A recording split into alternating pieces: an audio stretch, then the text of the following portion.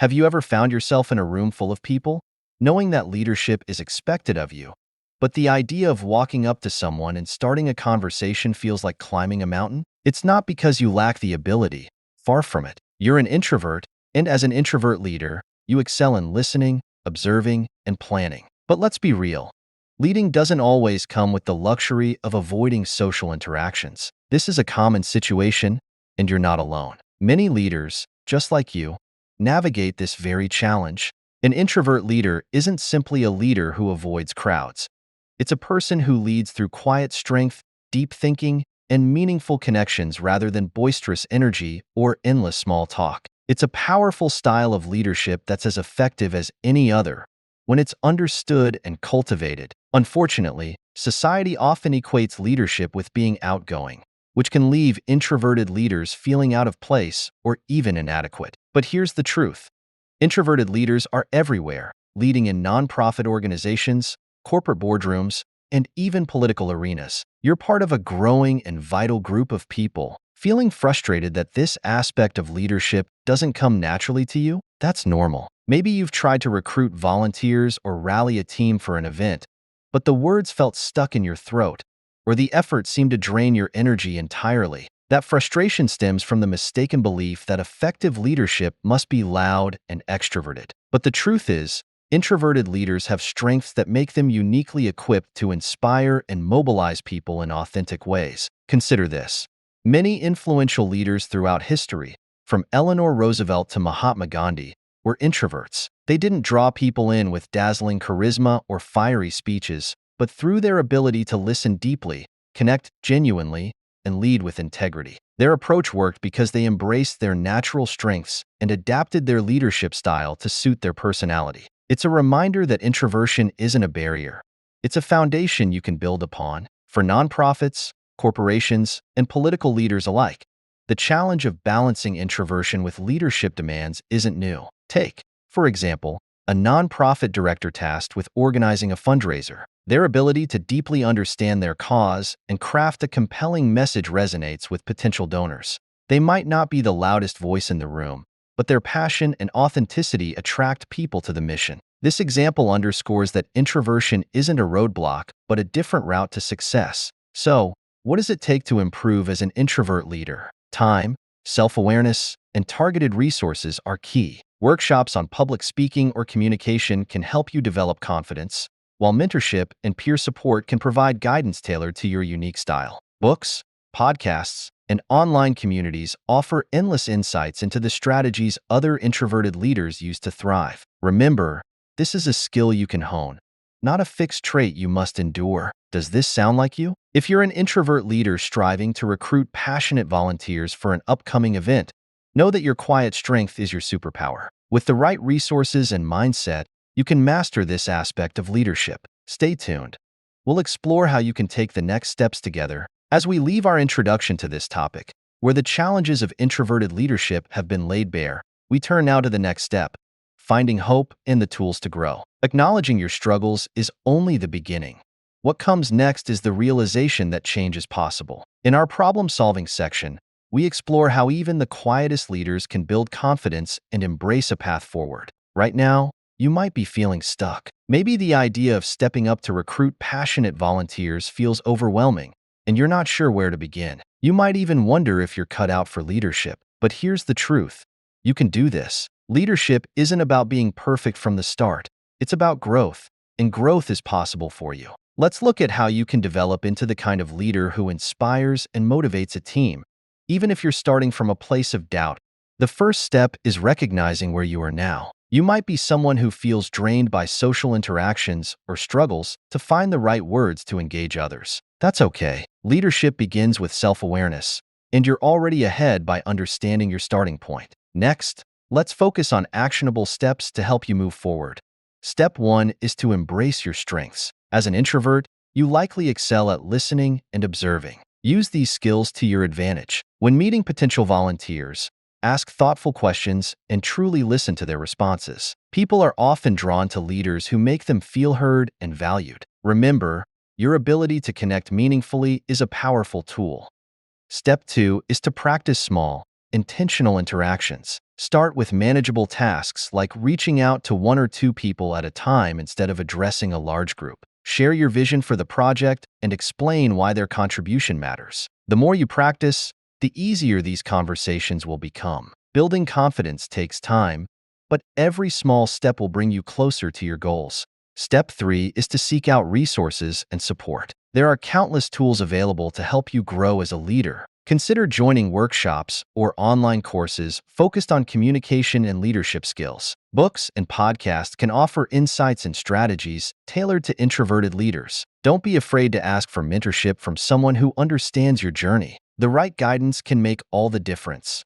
Now, let's imagine where you could be 6 months to a year from now. With consistent effort, you could become a leader who inspires trust and loyalty. You'll have the confidence to approach others, share your ideas, and rally a team around your mission. Your natural strengths as an introvert will shine through as you create a supportive and inclusive environment for your volunteers. Your team will grow stronger, too. With your leadership, they'll feel more connected to the mission and motivated to contribute their best efforts. Volunteers will appreciate your thoughtful communication and sense of purpose, leading to a more cohesive and productive group. Over time, this will create a ripple effect, elevating the entire project. The impact on your community will be profound. A well-led team can accomplish incredible things, whether it's organizing a successful fundraiser, creating meaningful events, or driving change in a way that leaves a lasting legacy. Your growth as a leader doesn't just benefit you, it benefits everyone around you. So, where do you start? Here are 3 things you can do today to begin your journey. Write down your goals as a leader. Be specific about what you want to achieve and the type of leader you aspire to become. Reach out to one person, a potential volunteer, mentor, or peer. Start a conversation about your project and share your vision. Find one resource, a book, podcast, or workshop that speaks to the challenges of introverted leadership and commit to exploring it. You have what it takes to grow into an inspiring leader. With time, effort, and the right mindset, you can build the skills to master your role and lead with authenticity. The journey begins now. With newfound hope and a clearer sense of direction, the journey continues in our introduction of our real-world hero, Robert, the campaign manager. Here, we move from internal reflection to practical application. Through Robert's experiences, we'll see how introverted leaders can translate their self-awareness into real-world actions that build connections and strengthen teams. Let's dive into examples that show how growth happens in practice. Robert sat in his small office, the quiet hum of his computer the only sound in the room. He was reviewing the list of volunteers for the upcoming event, and his mind kept returning to one name: Amanda. Amanda was new to the team, an exceptionally skilled individual who brought a unique perspective to their group. But there was a challenge. Amanda was a pronounced introvert. She'd made it clear during her interview that she preferred working alone or in small, focused settings. While Robert admired her honesty, he had been hoping she'd be the bridge to connecting with other volunteers, helping to build relationships that could bolster the team's dynamic. Robert leaned back in his chair, his thoughts spiraling. The upcoming event was crucial for the campaign's momentum. To succeed, Robert needed to foster a sense of unity and collaboration among the 10 core volunteers. He needed to understand their strengths, their motivations, and where they could contribute most effectively. Yet, the task of aligning everyone's skills and passions seemed daunting, especially with Amanda's reserved nature in the mix. He thought back to his own experiences as an introvert. Like Amanda, Robert wasn't naturally drawn to large groups or surface-level interactions. Over the years, he had learned to navigate the demands of leadership, finding ways to lead authentically without straying too far from his core personality. He realized that Amanda didn't need to change who she was. Her introversion wasn't a barrier. Instead, it was an opportunity. Pulling out his notebook, Robert began jotting down ideas. He knew he couldn't approach Amanda with a demand to go make friends with the volunteers. Instead, he would tap into her strengths, her ability to think deeply, her focus on quality over quantity in relationships, and her knack for thoughtful observation. These were powerful tools that could help them uncover the skills and interests of their team. The next day, Robert met with Amanda over coffee in a quiet corner of the office. "Amanda," he began, "I know you've mentioned that you prefer smaller settings and deeper connections. I completely understand that, and honestly, it's something I've always appreciated about introverts. For this upcoming event, We need to get a sense of what our volunteers are passionate about and where they can contribute best. I'd like your help with this, but not in the way you might think. Amanda raised an eyebrow, intrigued. Go on, she said. I've noticed you have a way of picking up on things other people might miss. You're observant and thoughtful, and that's exactly what we need. While extroverts might jump into conversations, I think you can use your natural skills to listen and ask meaningful questions. It's not about becoming someone you're not. It's about leveraging what you're already great at.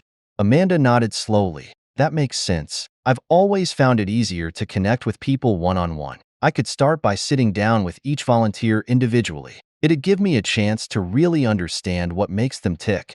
Robert smiled. Exactly. And once we have that information, we can strategize together. We don't need to build superficial connections.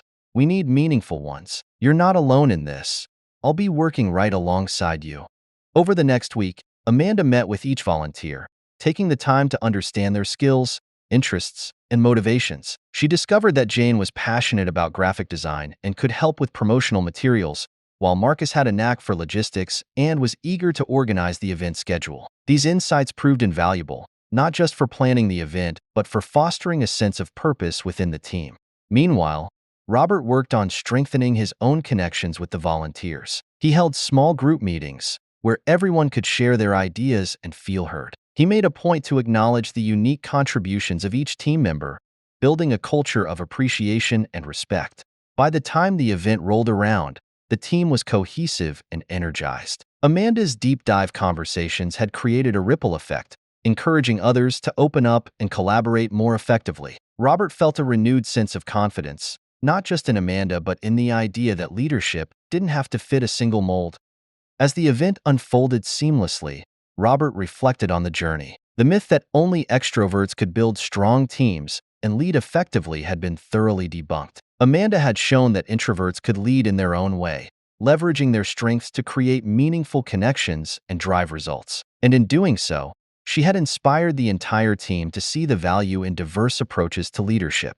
After understanding the strengths and strategies available to introverted leaders, it's time to see these ideas put into action. Our real-life problem-solving section follows Robert as he takes his first courageous steps toward working with some of his introverted leaders. The focus shifts to the small but meaningful actions that create trust, foster collaboration, and bring a team diverse together. Witness how progress begins, even when uncertainty looms. Robert stood at the edge of the room, the soft hum of conversation fading as the volunteers turned their attention to him. His pulse quickened. This wasn't the moment for polished plans or confident speeches.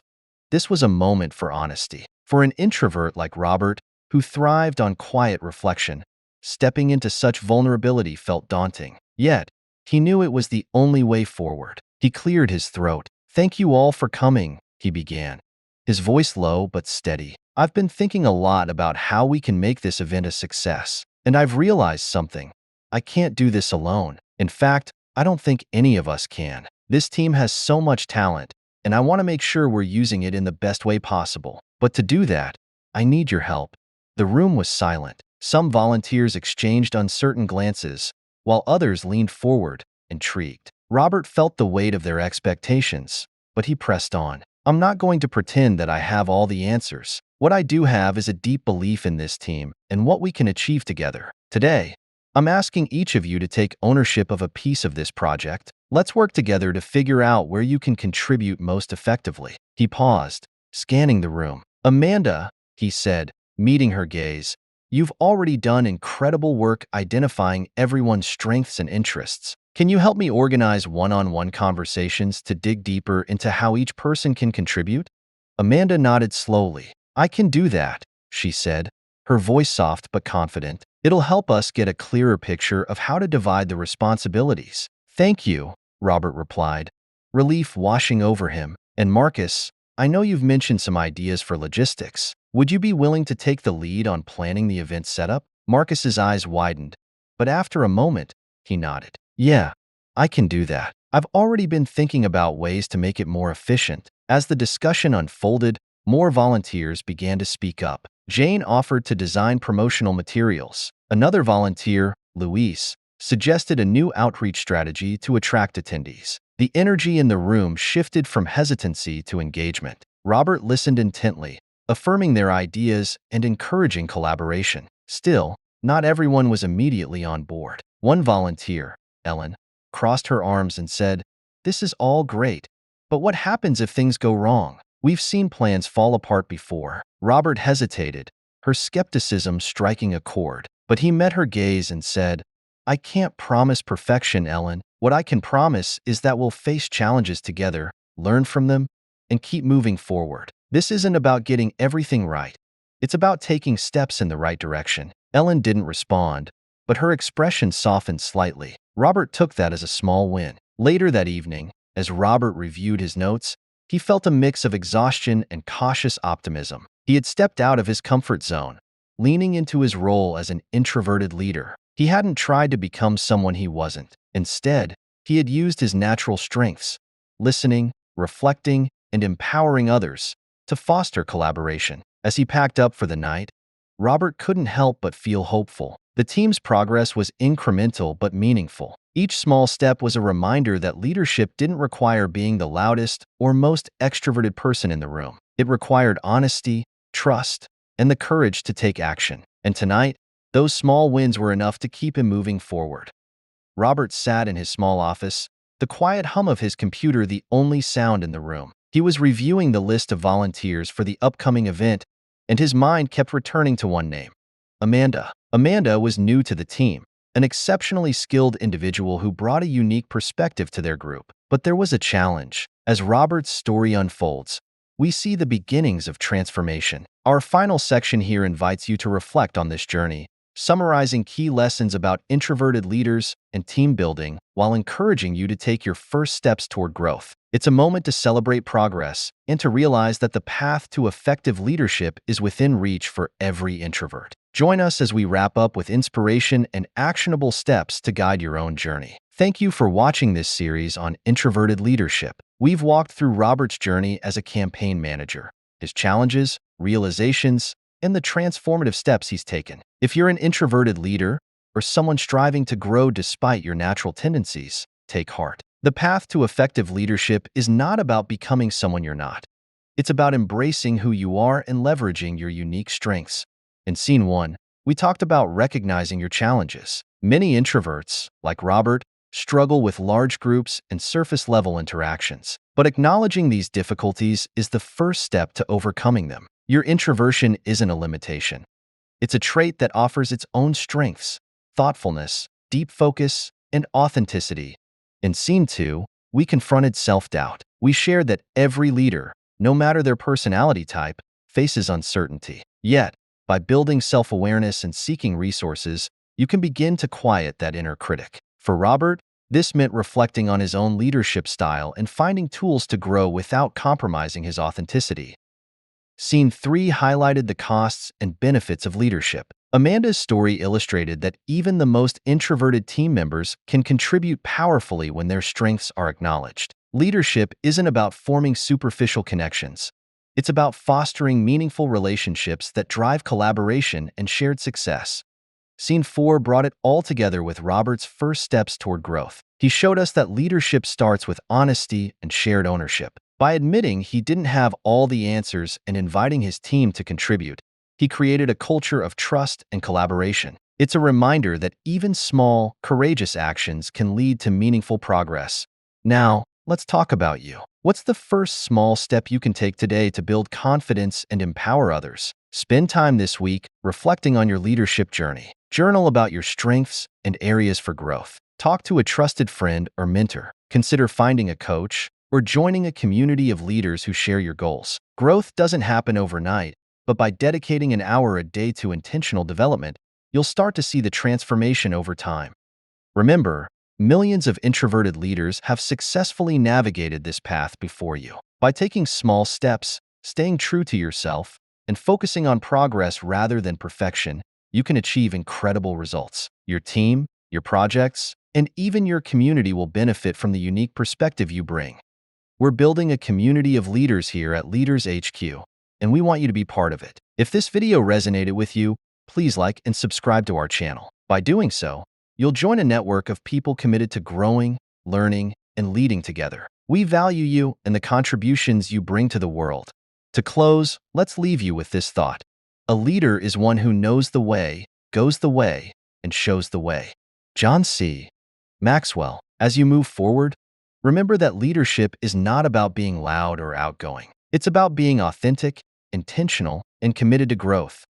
Thank you for being part of this journey. We can't wait to see the incredible things you achieve. Stay tuned for our next video, where we'll explore more strategies to grow your confidence and lead with impact. Until then, keep striving, keep growing, and keep leading.